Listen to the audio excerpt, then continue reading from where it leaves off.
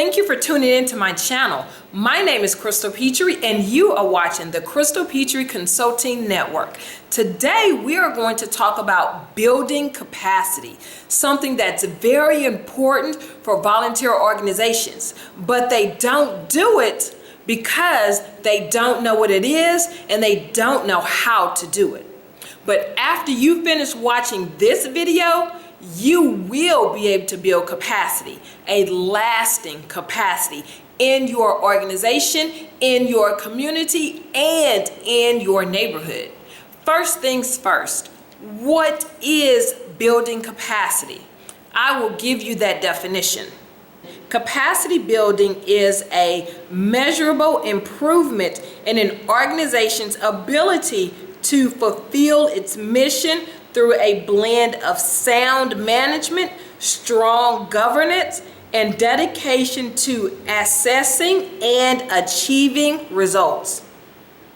Basically, capacity building is a specific effort to strengthen. I'm going to say that again. Capacity building is a specific effort to strengthen. When you are building capacity in your communities, in your neighborhoods, in your local schools, always make it a priority to build capacity while including diversity and including inclusion. Diversity is the practice or quality of including or involving people from a range of different social and ethnic backgrounds and of different genders and sexual orientations. Inclusion, the practice or policy of providing equal access to opportunities and resources for people who might otherwise be excluded or marginalized, such as those who have physical or mental disabilities and members of other minority groups. So when you are building capacity, make sure you are building a diverse capacity. Make sure you are building an inclusive capacity. When you are strengthening the community around you, strengthening the schools around you, strengthening the volunteer organization, include diversity and inclusion. It has to be a priority. Before we can measure, we need to have a very clear idea about what we are interested in. This is a key principle. Measurement connects ideas we carry in our heads with specific things we do in the empirical world to make those ideas visible. Basically, for your data count, if you are wanting to recruit African American females, you need to have a specific number that you want to recruit. If you are wanting to recruit white Caucasian males, you need to have a specific number that you want to attain. Write that number down, and then you can see how you're succeeding or if you still need work to do. And those numbers will let you know what you're doing right to accomplish your goal or what you are doing wrong but you need to fix. So it's very important to be as specific as possible in the goal that you want to reach when you are building capacity. You cannot just go out into the community or go out into the neighborhoods. Write down, pen to paper, what is the goal you want to accomplish? Even if that takes 6 months or a year, write down the goal so that you can constantly see what it is you are trying to accomplish. This is very important in building capacity. If you don't write it down, then you won't know if you have succeeded or failed. I'm going to give you some tangible ways to build capacity with diversity and with inclusion. Step 1 to building capacity. Introduce yourself to the people in the community and the neighborhood.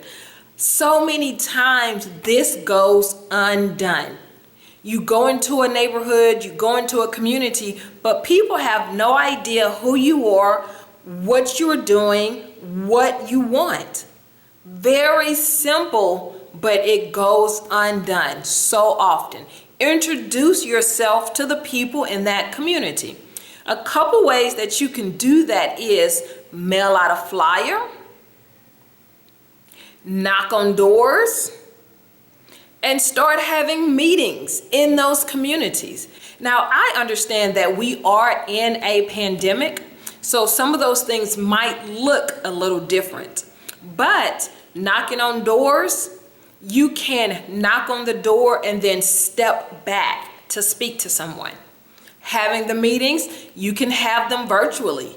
Have something on Zoom, have something on Teams. So you can still accomplish these things and do it safely.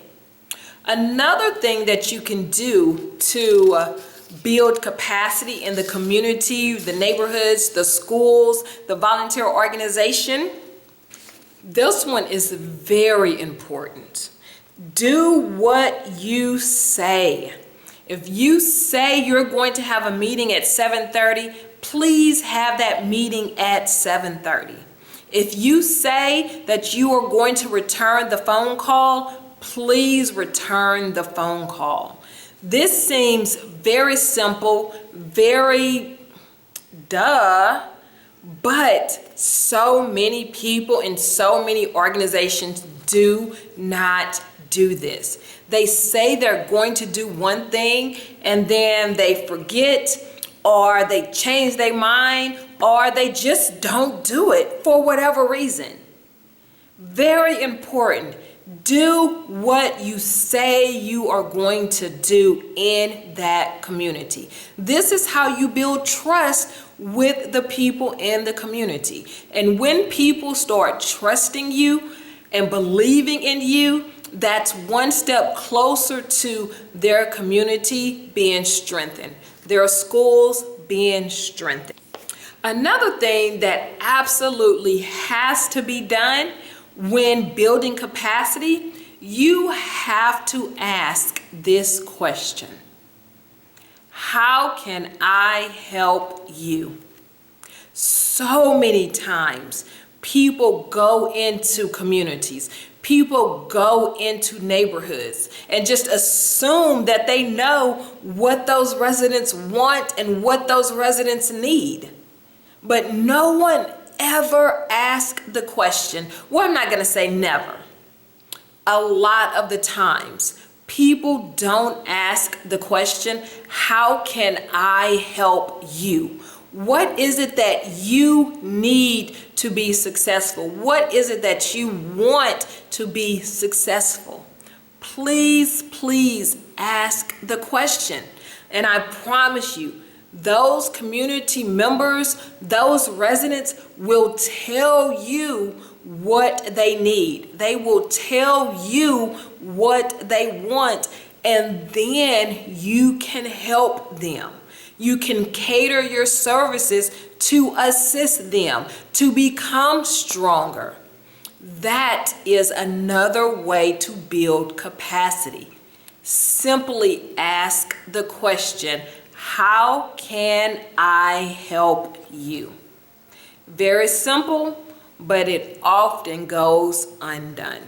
Those are just a few of the tangible ways that you can build capacity in your neighborhoods, in your communities, in your schools, and in your volunteer organization. Thank you so much for watching this video. Thank you so much for tuning in to the Crystal Petrie Consulting Network. Stay social with me. Comment down below how you are building capacity in your neighborhoods and in your communities. Like this video, and don't forget, subscribe to my channel.